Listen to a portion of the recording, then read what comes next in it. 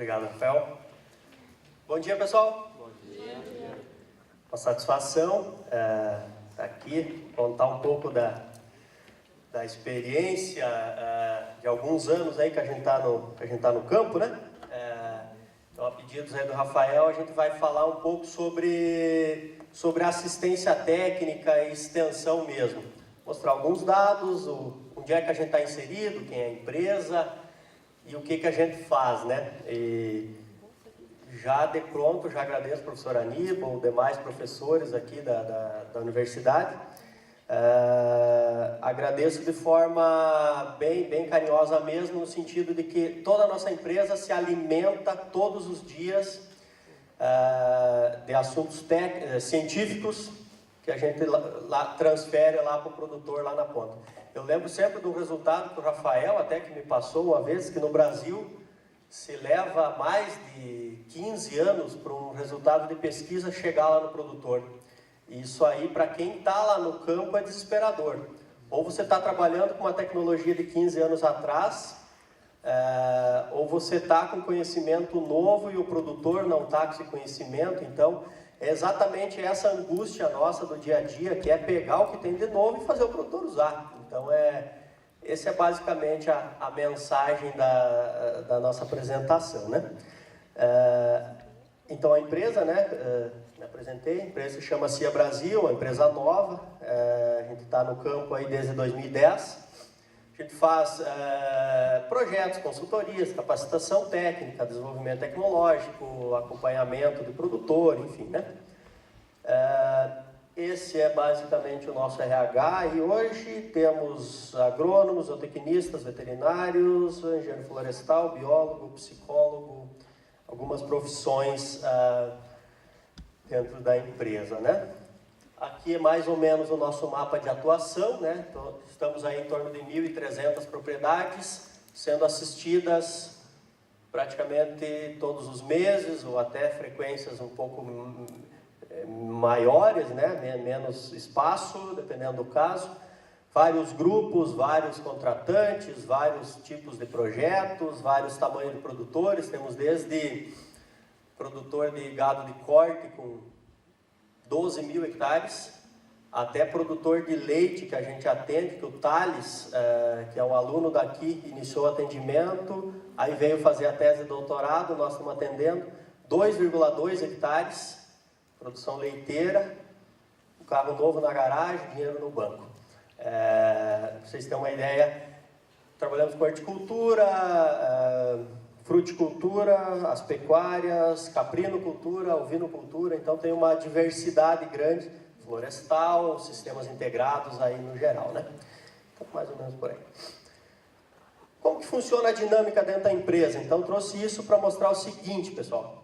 Para manter todo aquele corpo de técnicos e manter a informação atualizada chegando lá no campo, a gente faz uma série de treinamentos técnicos, vários professores, isso são vários momentos diferentes aí, né? Onde se leva professores de várias universidades, a gente já tem treinamentos aí com quase todas as universidades do sul do Brasil, algum professor já esteve lá fazendo treinamento, a gente fecha todo mundo dentro de um hotel durante 4, 5 dias e só sai de lá depois que aprender tudo que está na pauta. Jornadas, essa é a última de janeiro em Porto Alegre. Palestras, então a gente recebe professores, também faz palestra, também faz apresentações, eventos coletivos, isso já então com o produtor, né? Oficinas, dias de campo, esse contato, a oficina, para quem não está no dia a dia, ela é, bem como o nome diz, ela é um concerto, uma oficina mesmo, né? Onde se reúne um grupo menor de produtor, se leva em uma propriedade que está fazendo bem determinado assunto e ali ocorre uma troca de experiência, onde se apresenta o tema, aquele produtor que está fazendo, ele motiva os outros produtores a fazer também, a encarar a bronca. Aquele que não está conseguindo fazer por algum motivo ou não teve coragem de fazer, porque existe isso na assistência técnica, né?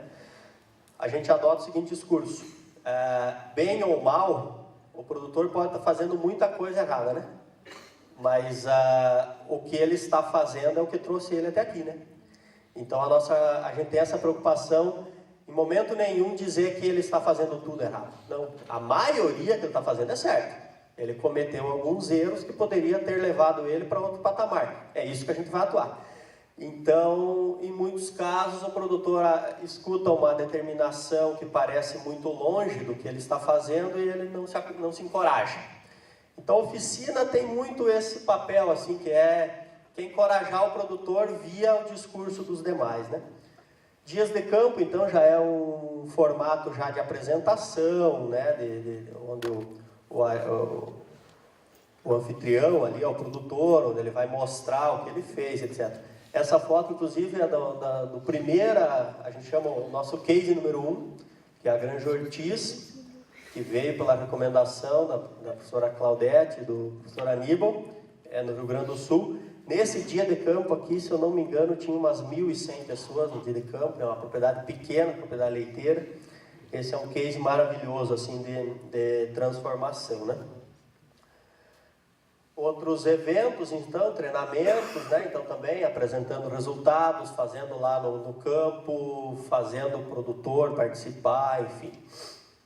Outras formas de contato que a gente tem, né? Então, além de oficinas, reuniões, o contato direto, então, né, com o produtor, que é dar atenção para ele, escutar porque não está funcionando, ou parabenizar ele quando ele conseguiu, reafirmar que está bem. Então, tem todo... basicamente, isso é o dia a dia, né, de caminhar com o produtor na propriedade. A gente tem uma regra na empresa: consultoria nenhuma dura menos de 4 horas, a menos que tu fique tomando mate, pode ficar tomando mate com o produtor. Em muitos casos é ali que a consultoria acontece. Eu conto muito um caso de um produtor que eu atendo. As 2 primeiras consultorias demoraram 6 horas. E eu falei 10 minutos. E aí, no final disso, eu falei: fulano, tá tudo bem, família é legal, conversamos bem, tá tudo certo, gostei. Mas eu não falei. Eu só escrevi aqui, ó, tá aqui o que está escrito, eu tenho que ir, o próximo produtor está me esperando. Se tu não fizer o que está escrito aqui, não vai adiantar de nada. Daqui 2, 3 meses, você vai dizer que a minha consultoria não adianta. Então tá aqui, tá escrito. E eu tô indo embora, tchau. E fiquei pensando: pá, esse não vai. Perdi esse produtor, ele só fala e eu não consigo falar nada do que eu gostaria de falar. Eu encontrei um monte de pontos aqui, não falei pro cara, só escrevi. 2 meses depois, a propriedade está transformada. Então tem um detalhe assim: o cara precisava falar. Mesmo eu tendo me angustiado naquele momento, eu escrevi ali, a consultoria funcionou por aquele caminho. Parece que foi ele que conduziu a consultoria, né? Então tem isso. Por isso da nossa consultoria dura 4 horas. Você olha todas as áreas da propriedade, todos os animais, conversa com a família, com todo mundo, olha os resultados, e aí você consegue fazer algo bem pensado, bem planejado. Então é meio uma regra que a gente foi construindo, né? Outros exemplos aí, então, né, de contato com o produtor. De novo, seminário, os outros eventos, esses aqui no Paraná. Diferenciais, o que a gente coloca, pessoal? Como eu dizia, conexão com a pesquisa. Então, essa conexão direta, desde treinamentos, vários de nós, né, estiveram na academia, alguns ainda estão parte do tempo na academia, parte na extensão. A gente segue com alguns ainda contatos acompanhando as pesquisas, alguma orientação. Então você o objetivo é estar sempre com o conhecimento técnico mais apurado. Falava agora de manhã, professor Aníbal. É difícil eu chegar no produtor lá no fundão do Paraná, onde mal e mal chegou a internet, né? E dizer para ele que ele pode plantar milho sem dessecação. Alguém recomenda isso no campo? Ninguém, eu acho. Mas a pesquisa está acontecendo. E logo vai chegar isso como recomendação. Logo vai chegar isso como recomendação. Qual é a situação? Vai ter competição? Bom, aí nós estamos pesquisando. Nós não. Estou acompanhando a pesquisa. Então, vai chegar. Então, esse é um caminho futuro, pelo menos redução, Se não conseguirmos fazer um Paraná sem herbicida, que eu ainda não sei se é possível, mas um Paraná com menos herbicida, isso aí é perfeitamente possível. Falava para ele, quando eu peço para o produtor não dessecar antes do plantio, se ele vai usar um transgênico, por exemplo, que é amplamente usado, né? Então, se ele vai usar um transgênico, não precisa dessecar antes, ele pode dessecar depois. Então, ao invés de duas, fazer uma. O que eu escuto sempre?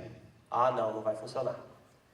Entende? Então, essa conexão da pesquisa, e a gente está vendo isso com tanta clareza, está acontecendo já no NITA. Vocês vão ver amanhã. Então, isso não pode demorar 15 anos para chegar lá, né, Rafael? Tem que chegar agora. Então, essa conexão, então a gente coloca como diferencial, que é uma conexão rápida com a pesquisa. Aquele produtor que tem um start rápido, ele já está fazendo, né? Outras, intensificação sustentável, essa é uma frase que há 10 anos atrás ela era contraditória, agora a gente diz que ela só é intensificação se ela for sustentável. Alguém pode pensar nisso. 10 anos atrás, quando eu saí da faculdade, era intensificar ou preservar. Hoje só vai intensificar e só vai ser sustentável se intensificar, ou só vai intensificar se for sustentável. Então é nesse caminho aí, a gente tem aplicado esses conceitos, né? Olhar global integrado, então pensando a propriedade como um todo, viabilidade econômica, social e ambiental, então a gente tem toda essa preocupação de que a propriedade tenha toda essa adequação e que tenha essa sustentabilidade em todos esses parâmetros. E não é nenhuma utopia, pessoal, não é só porque as três palavras estão conectadas ali, não. Eu posso chegar no produtor e falar primeiro uma recomendação que vai dar a melhor economia. Porque se eu chegar para ele falar para ele preservar a mata ciliar como primeira recomendação, sendo que ele não tem dinheiro, ele não vai fazer. Ou eu não sei fazer isso. Agora, eu primeiro chego e faço ele ganhar um pouquinho mais de dinheiro. No ano seguinte eu falo, que tal nós fazer uma cerca aqui e deixar um pouquinho de mata ciliar? Ah, dá para fazer, agora dá para fazer. Agora eu já estou sobrando um dinheirinho, agora eu faço. Então, isso tem acontecido nas avaliações, né? SAFA tem aparecido essa questão. Por pior que seja, que ela vem no segundo ano, terceiro ano, mas ela vem. Outros diferenciais, informação simples e clara. Por exemplo, a altura de entrada do pasto e a altura de saída. Um cachorro de entrada, um cachorro de saída. Colhe a entrada, um pincher é a saída. Não, brincadeira, mas o produtor mesmo que tirou essas fotos para dizer, ó, quando está na altura desse cusco, tá para entrar, desse tá para sair. Ok. A gente tem esse olhar global, então, de toda a propriedade, pessoal, que é tentar integrar tudo, né? Então, o que o Rafael fez a chamada ali da produção integrada, né? Então, o que são sistemas integrados? Ele só é um sistema integrado se ele realmente integrar e estiver bem em todas as áreas. Então, só para vocês terem uma ideia, vamos olhar aqui, social, econômico, ambiental. Só vai ser um programa sustentável de longo prazo, onde o produtor abraça o programa, se ele realmente estiver conectado todas essas partes, começando lá do solo, planta, animal e o ambiental. Então a gente tem toda essa preocupação, mesmo que na primeira visita o produtor escute um pedaço da conversa, na cabeça do técnico isso já está, por exemplo, como essa propriedade vai estar daqui 2, 5, 10 anos, né? O que a gente faz? Desde o início, mapeia toda a propriedade, faz esse design no espaço, né, no tempo. Então, aqui vai um milho, na sequência vai um soja, na sequência vai uma pastagem, na sequência vai... Então, tem todo esse mapa no espaço e também no tempo, né? Como a gente faz no dia a dia? Básico, diagnostica a propriedade, toda a infraestrutura, toda a propriedade. Se faz um planejamento, depois isso se implanta com o monitoramento dessas ações, se gera alguns indicadores. Só passar rapidamente algumas coisas. Por exemplo, no item planejamento, o que a gente faz? Essa projeção espacial, temporal e operacional. Como eu vou fazer? Ah, bom, mas o Rafael disse que não pode mais usar aquela grade lá que faz, que é um crime lá, como diz o professor Sebastião da Unicentro. grade foi feito para fazer estrada. Mas 90% dos produtores tem grade para fazer pastagem e não a semeadora. Então, como é que você faz no operacional? Cara, vamos ter que ganhar dinheiro porque o caminho para a sustentabilidade da tua propriedade é abandonar essa grade e comprar uma máquina. Só que esse operacional tem que estar planejado. Se eu disser, de hoje em diante é proibido fazer plantio de pastagem com grade, o produtor vai te mandar embora. E não vai acontecer nada na propriedade dele. Então tem que ter também esse planejamento operacional para como é que vai ser feito isso, né? Então tem essa preocupação. Então a gente faz todo esse planejamento, planeja esses cenários que a gente chama. Por exemplo, o produtor está com esse sistema atual. De repente, é um produtor de gado de corte, gado de leite, mas a família nem mora na propriedade, não tem um peão bom, a mão de obra é difícil, a propriedade é pequena, não contrata bem ou não sabe gerenciar funcionário. Bom, não é leite o seu serviço, temos que ir para outra atividade. Bom, você não tem nada de mão de obra? De repente é um florestal, porque aí você faz uma maratona de serviço por meses aí, depois você tem uma folga, sei lá. Então, não que o sistema seja melhor, pior, mais fácil, mais difícil, mas a gente pensa os sistemas também para identificar se a propriedade está com o sistema que deveria estar. E aí propõe, por exemplo, construção de uma nova proposta, ou ajuste da proposta antiga, enfim, essa é a proposição do dia a dia. Vou mostrar para vocês um case de uma propriedade que a gente atende desde 2014, o seu João Casamali, lá em Laranjeiras do Sul, no Paraná. O senhor Aníbal esteve lá, acho que em 2012 ou 2013, quando estavam tratativas de iniciar o programa. E a gente fez a primeira visita na casa dele dia 3 de julho de 2014. Para quem conhece sistemas integrados, a realidade dessa região central, do Paraná, época de plantio, essa espécie verde que está no canto direito da foto aqui, pessoal, isso é uma aveia. A aveia se semeia fim de abril, início de maio, nesse período. Dia 3 de julho, ele tinha uma parte da área semeada, a outra parte estava sem. Por que disso, seu João? Mas é que nessa área aqui eu tinha milho, silagem, e eu colhi semana passada, fim de junho, e eu vou plantar agora. Tu vai plantar agora? Beleza, 3 de julho, né? Plantar agora. Quanto tempo demora para esse pasto, para o gado entrar? 45 dias. Então isso vai ser 18 de agosto. E quando o senhor desseca essa área aqui para plantar o milho? Não, eu desseco nos primeiros dias de setembro, porque aí é o único jeito de eu fazer 2 safras de milho. 18 de agosto para a primeira semana de setembro, então o senhor usa 20 dias a pastagem? Por aí. A primeira usa mais, mas a segunda usa por aí, uns 20 dias. Aí vem o seguinte. Falei, mas seu João, por que tanta silagem? Faço safra e safrinha e ainda assim está sempre faltando silagem. Aí quando eu perguntei por que tanta silagem, eu faço tudo isso e está sempre faltando. Aí diz ele, eu sei que o milho safrinha atrapalha e de vez em quando ainda a geada colhe. Naquele ano mesmo tinha dado uma geada em junho, o milho dele, o safrinha, tinha sido ruim. Estão entendendo o sistema da propriedade? A bola de neve, o problema dele estava? E aí ele fala o seguinte, eu tenho pouco pasto e por isso eu preciso deixar o gado rapar o pasto. Então aqui tem uma série de problemas, com isso aqui em mãos a gente diz, essa propriedade está muito mal. Muito mal.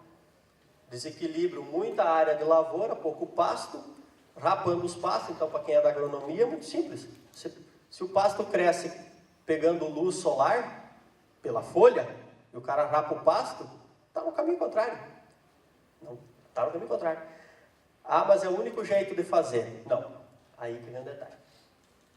Então o que a gente recomendou para ele? Ele tinha 35 divisões, ou seja, fazendo uma divisão pequenininha por dia, ele estava sempre visualizando que 35 dias depois ele ia ter pasto. Concorda? O que a gente recomendou? Reduz de 35 para 10. O que foi a frase dele? Se hoje já falta pasto com 35, se eu dividir em 10, eu só vou ter pasto por 10 dias. Sim? É o que a gente pensa. O que todo produtor pensa. Eu economizo para eu ter bastante. Não é por aí. O que foi feito? Essa é uma recomendação, não é o tema da apresentação hoje, que se chama manejo do pastejo em função de alturas, que se chama pastoreio rotatino. O que significa isso? Se não tem comida para o gado, não tem comida suficiente, mas não deixa o gado estragar o pasto. Existe uma altura limite, uma altura mínima, onde você tem que tirar o gado. Tira o gado, coloca ele numa cocheira, vai tratar. Essa área aqui tinha um tifto, então é uma planta que suporta no inverno, o gado lá pisando, muito melhor que a aveia. Controla a altura do pasto. Se você controlar e esse pasto tiver mais folha no residual, pega mais sol, cresce mais. Faz sentido? Tá, só isso. Um mês depois o gado estava comendo à vontade. Nunca mais esse cara vai rapar um pasto. Simples assim. Vocês têm uma ideia de alguns números? Ele fazia 2, 3 pastejos no inverno, 2014. Era a previsão, né, dos anos anteriores. Em 2016 ele fez 16 pastejos. Nessa técnica. No verão ele fazia de 7 a 10 e em 2016 fez 41 a 50. Então, tem aqui, ó, 41 no Tifton, 49 no Mombaça. Por quê? Porque não rapa. Número de pastejos, eu trago isso, mas número não significa nada. Significa quantos animais essa propriedade consegue suportar. E aí é isso aqui, pessoal. O rebanho dele era 30 e poucas cabeças, agora é 42. Então o número de pastejos pouco importa, ele podia estar fazendo pastoreio contínuo. Então, tem 200 dias para pastejar, se o animal ficar ali, eu poderia contar 200, pouco importa. Importa a capacidade de suporte, quantos animais eu posso ter, e mais importante que isso, é que produção. Essa é uma propriedade que tinha 12 litros de média, um rebanho top, genética muito boa, holandesa, agora tem 21. Fechando 2017, acho que vai chegar nos 23, né, Cláudio? Então, por que disso? O gado passou a pastar mais, comer melhor, passou a brigar menos pela comida, o piquete ficou maior, então aquela vaquinha novinha não levou mais cabeçada das outras, não foi mais jogada em cima do choque.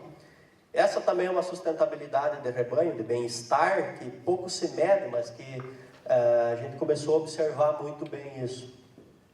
Aliado a isso, fazendo uma nutrição, uma nutrição de precisão, a gente usa essa ferramenta da FAO, é um programa desenvolvido por eles, que tem um dos objetivos é usar menos grãos, né, na alimentação animal e mais pasto, né, nessa dieta. Então a gente usa esse conceito, né, de equilibrar a dieta aí, a partir dos recursos disponíveis. Finalizando, Bonato. Esse era um caso de um produtor que fazia confinamento a céu aberto, pessoal. Pra vocês entenderem esse número aqui, passa aqui. Esse verde, a legenda não saiu em cima lá, porque eu acho que está desfocado aqui. O verde é a quantidade da dieta que vinha do pasto. A gente fez uns cálculos bruxos, a partir de várias publicações. Chegamos a um número mais ou menos de 17% da dieta os animais buscavam no pasto. 83% era coxo. Claro, era pura silagem e ração. E aí trabalhamos isso e 3 anos depois a gente tem em torno de 2/3 da dieta hoje vem do pasto. E aí a gente fez até um comparativo econômico, ele está se aproximando de uma economia de países como Nova Zelândia, que é um sistema a pasto. E antes, lá em 2014, o custo de produção dele era muito próximo ao custo americano, de 30 e poucos centavos de euro.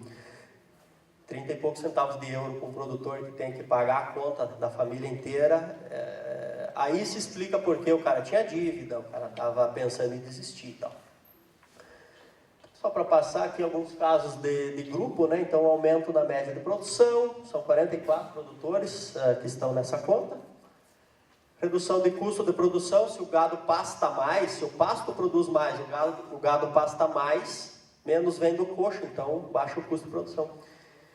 aliado ao aumento da produção por animal, aumento de número de animais, você tem um grande aumento na margem bruta, né? Então é o que acaba sobrando. Então esse número é bem fácil de atingir.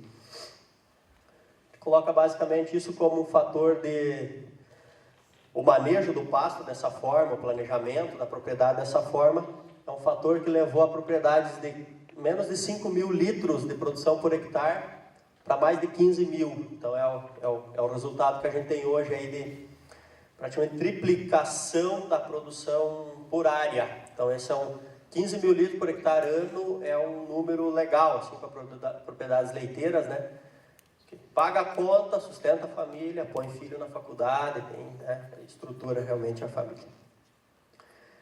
Para finalizar, apenas um número aí, então, de eficiência produtiva por membro da família que trabalha, então, tem uma duplicação aí do retorno, né? A família trabalha, quanto cada hora de trabalho retorna financeiramente. Esse é um projeto que, implantando todas essas técnicas, cada real investido nesse projeto, a gente tem um cálculo de retorno de mais de R$4 produzidos pelo produtor. Então, se eu cobrar R$100 de uma consultoria no produtor, eu tenho a expectativa que ele vai gerar R$400 de aumento de produção. Esse é o nosso número de cálculo. As considerações finais aí, né? Melhoria de mão de obra. Então, isso eu falo muito quando eu falo do manejo do pastejo. Se eu reduzo o número de cercas, reduzo esse problema de refazer cerca, de mudar animais, etc., menos estrago de cerca, menos problema, menos corredor, então tem uma melhoria grande de mão de obra. Tem um aumento muito significativo de tempo dedicado para a família, especialmente para as mulheres. Imaginem vocês, falo especialmente para as mulheres, mulher que tem que acordar 5 e pouco da manhã e fazer um trabalho de 2 horas e pouco de ordenha. Se os filhos têm que ir na aula de manhã, já atrapalhou. Depois tem que fazer o almoço. A ordenha da tarde de novo. Mais 2 horas e pouco no final da tarde. Aqui a gente tinha uma grande lenda, pessoal, de que as ordenhas tinham que ser a cada 12 horas. Então, se o filho ia na aula de manhã, a ordenha tinha que começar às 5 da manhã para conseguir despachar a criança às 6h30, 7 horas. Ou começar às 4h30. Tem uma família aqui que mudou esse horário das 4h30 para as 7. Depois que despacha tudo, vai fazer a ordenha depois, faz às 7, faz às 4 da tarde. Mas daí não dá 12h12. Quem disse que tem que ser 12h12? Tem que ter a sustentabilidade na família também. Mas a tal vaca lá que dá 60 litros, se ela der 40 de manhã e 20 de tarde, ela não vai se adaptar. Ela que saia. A propriedade inteira tem que ganhar mais dinheiro, não aquela vaca. Mas nesse caso aqui teve uma vaca de 60 litros e ela se adaptou. Não tem problema nenhum, senão ela ia embora. Então, aumento da capacidade de suporte das áreas. Então, a planta cresce mais, ocorre melhor ciclagem de nutrientes, então produz mais, aumenta a produção. Melhora a sanidade. Eu falo muito que eu cheguei numa propriedade que tinha muito problema de casco, porque o gado comia muita silagem, e eu como agrônomo, eu falei, que sei eu não sei resolver esse problema, deixa isso aí para o lado, vamos tratar de outra coisa. Tratamos de manejar o pasto, melhorou o problema do casco do animal. Nem sei como aconteceu isso. O gado melhorou a ruminação, melhorou todo o processo natural, ele passou a ser mais natural e melhorou. Então, melhoria econômica, melhor seletividade, então a gente observa a melhoria de qualidade do produto. Essas coisas assim, eu confinei um terneirinho lá para comer a carne e não ficou legal. Eu carnei um terneiro que pastou e a carne a carne estava mais saborosa. Então, vários aspectos aí de melhoria de qualidade do produto, que muitas vezes a gente não está focando, mas existe essa melhoria, acho que tem que ser explorada. Pessoal, essa era a mensagem, então, desculpem a correria, mas a ideia era meia hora, Bonato? Então, a ideia era cumprir, a gente está à disposição, está aqui meu telefone, está aqui o e-mail da empresa, quem tirar dúvidas, e para qualquer... desculpe, não, o site. No site daí tem e-mail para contato, etc. Ah, sim, sim. Como a gente está numa faculdade, a gente tem programa de estágio, estágio remunerado, inclusive. Entrando no site vai ter lá um Estagie Conosco, tem que se fazer o processo, tem as datas. Para 2017, já acabou de fechar. Então, daqui a pouco já abre para o 2017, 2. Então, para quem tem interesse, fica antenado. Pode registrar o nome lá e a gente tem uma newsletter que sai mensal, né? Então, também tem os avisos da empresa. É isso. Muito obrigado, pessoal.